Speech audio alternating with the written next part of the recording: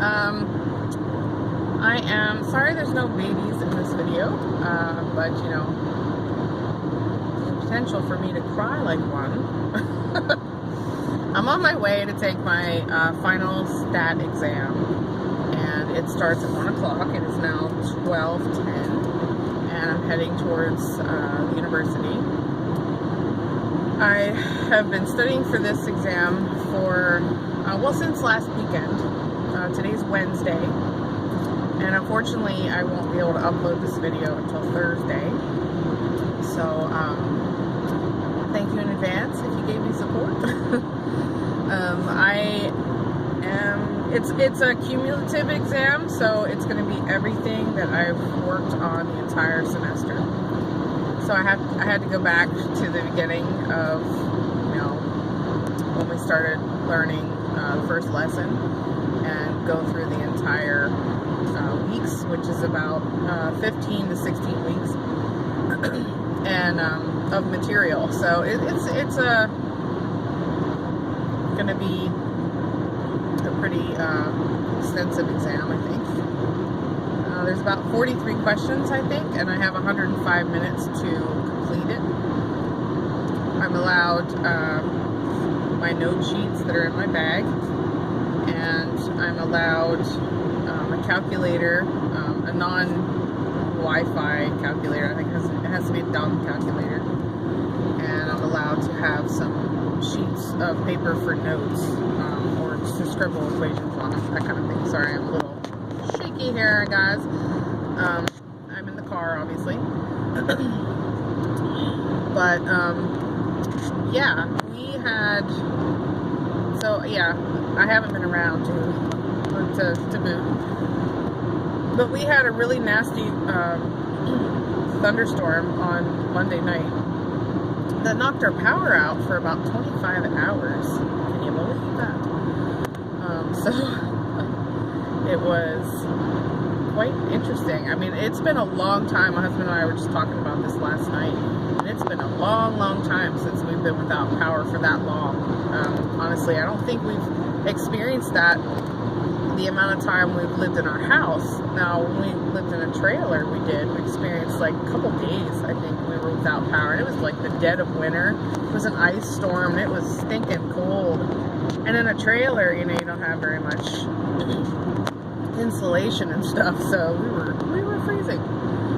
We actually went places to try and stay warm, the places that had generators and stuff, but we were able to, because it's, you know, not freezing out, it was decent temperature wise, we were able to you know, not worry about the heat aspect, but refrigerators and such, like things like that are something you want to worry about a little bit if you have food that can spoil. So luckily for us, we have a generator, so we ran that to keep our fridge going and to give us light once in a while, depending on. So, but we only used it whenever we needed to. We didn't use it otherwise, just to have the luxuries of having power and all those things. So needless to say, I spent one evening studying by you know, LED light, like it was a flashlight thing, and it was LED, and you know, of course those things are stinking bright, so I didn't suffer, guys. I was alright. But there were some dangerous things that happened. It's speculated that we had microbursts. And for those of you that don't know what that is, that's kind of like a really severe downdraft of wind.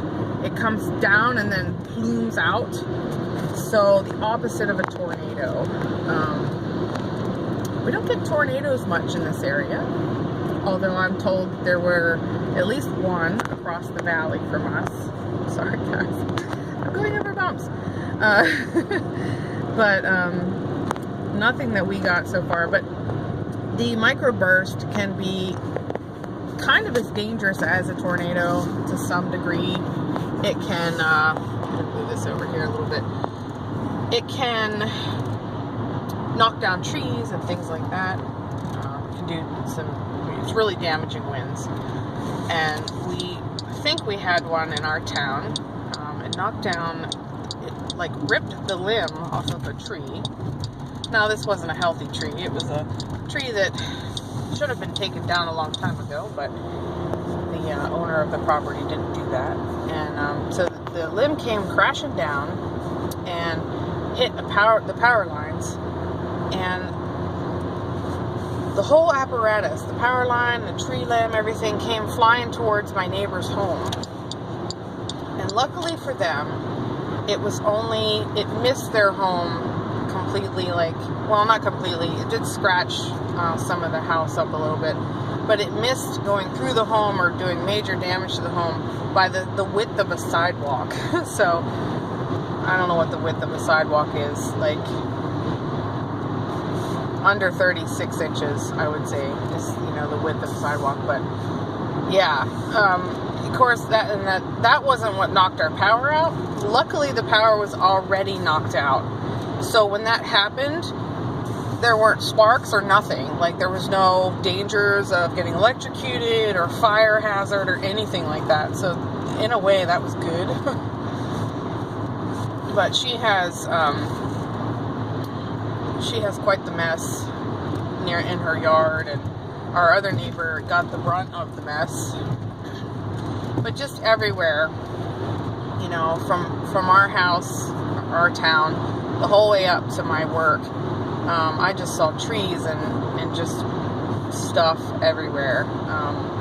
So it was a pretty nasty storm. We haven't had a nasty storm like that in a while. I think it was about 2 years ago we had a microburst again in our town, and it went the whole way through to the next town, and it leveled trees and did all kinds of fun stuff. So that one was a bad one.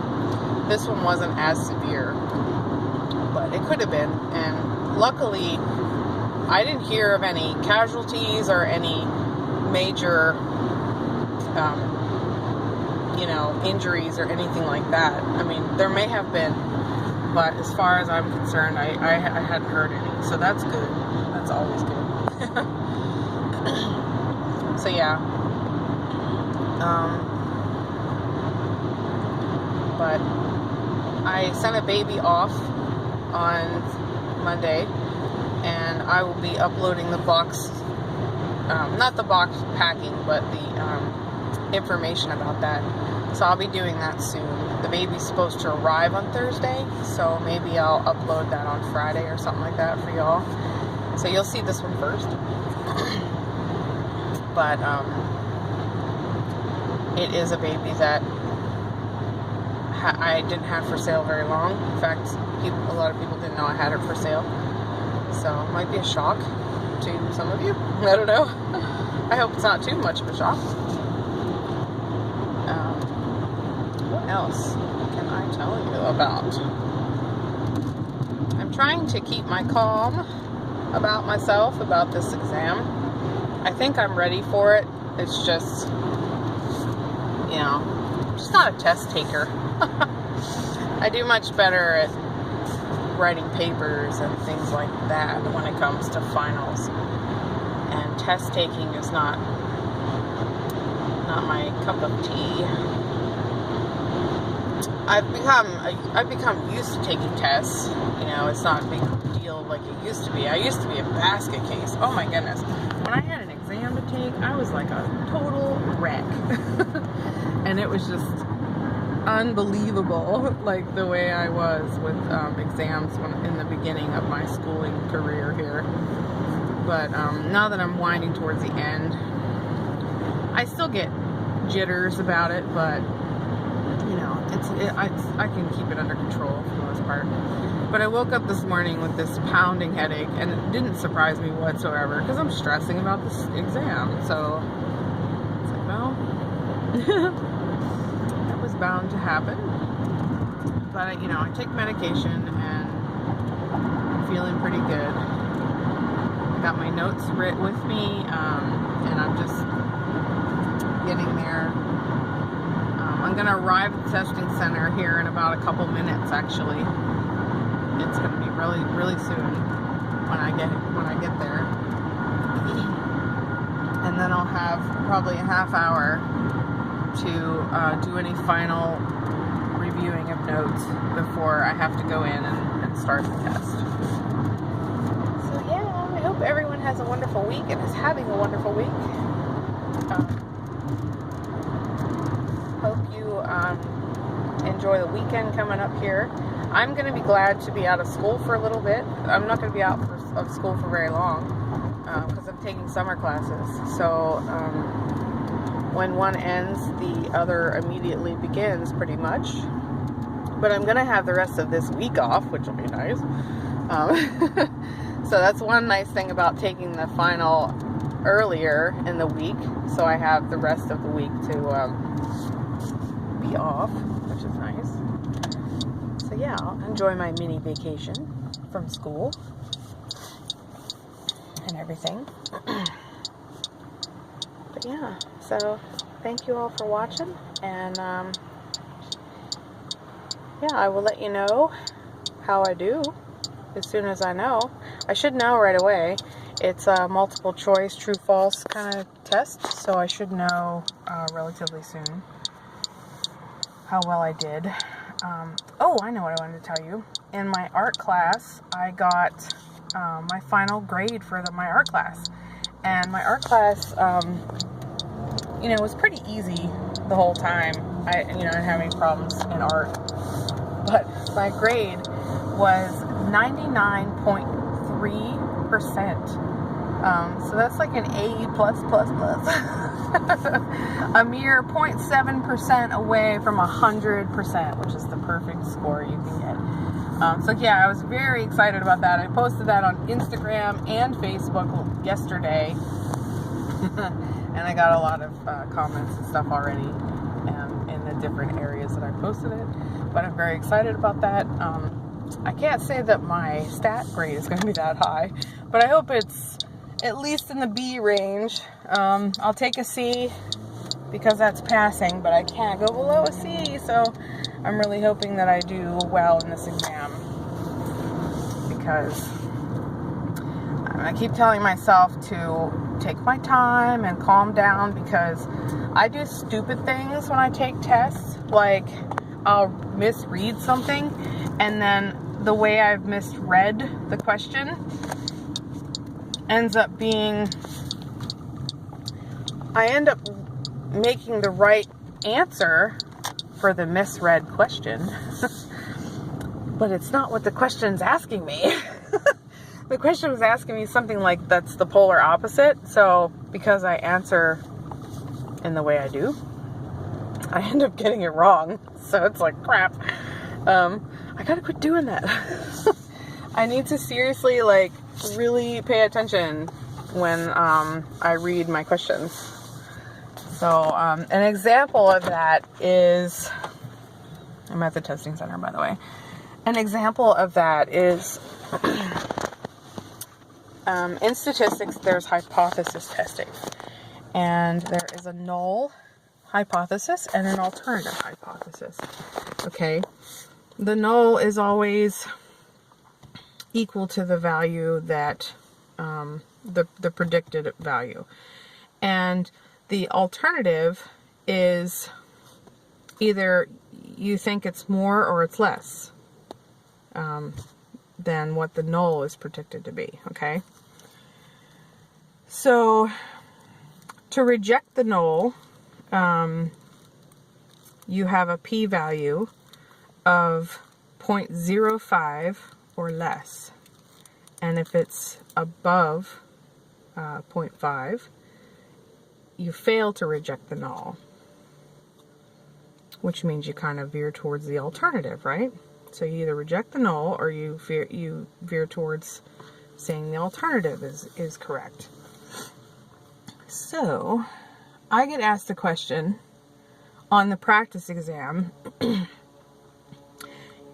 So, and I don't know the exact wording, but it was something along the lines of, you have a p-value of 0.5. How would you conclude the hypothesis? So that's asking, would you reject the null hypothesis or would you fail to reject? Now, what is the number I said to reject the null? Does anybody remember?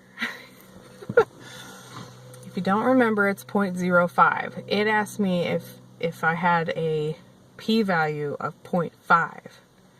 So of course, I read it to read that it was 0.05 instead of 0.5, and I answered that you would reject the null hypothesis. And of course, that's not correct. It was correct in my head, but it's not correct. So those are the kind of stupid mistakes that I do in tests. And it's because you got this clock ticking down, you got to get the answers in, and it's just stressful, you know? You're in a hurry because you want to make sure that you get all the answers in for all the questions. So yeah, I'm hoping I don't do stupid stuff like that, because that can cost you a letter grade. It really can. So I'm going to try and keep myself on task and keep myself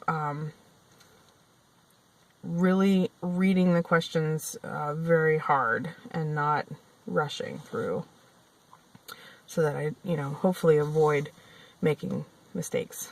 I mean, I'm bound to make some mistakes because, I'm human, but hopefully I won't make many of those silly mistakes that I will kick myself later.